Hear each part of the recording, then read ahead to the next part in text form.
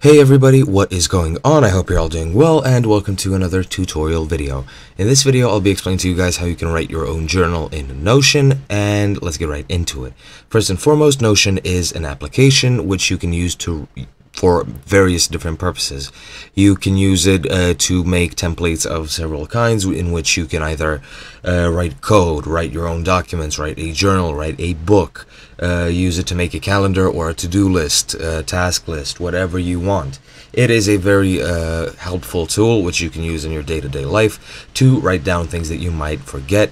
You can use it even as a replacement for the Google Calendar, and you can even embed the Google Calendar in here, which I will be covering in a different video. But yeah, in general, it is a very very useful application. Now, as I've said, I will be showing you guys how you can write your own journal in this application, so let's get right into that.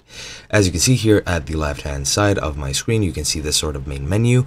What you want to do is click on the journal tab. If it doesn't appear, you can just add a page and then you'll be able to select a template.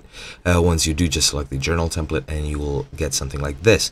Now, as you can see, I already made a tutorial template here, but let me just delete it. But yeah, well, once you click on journal, this is the screen that will pop up. These are all examples that you have. You can use them, you don't need to. However, to make your own, just click on new, and just as I did previously, type tutorial. You just type in any sort of heading that you want or any title that you want, and then when you click on it, you will be able to use your journal here.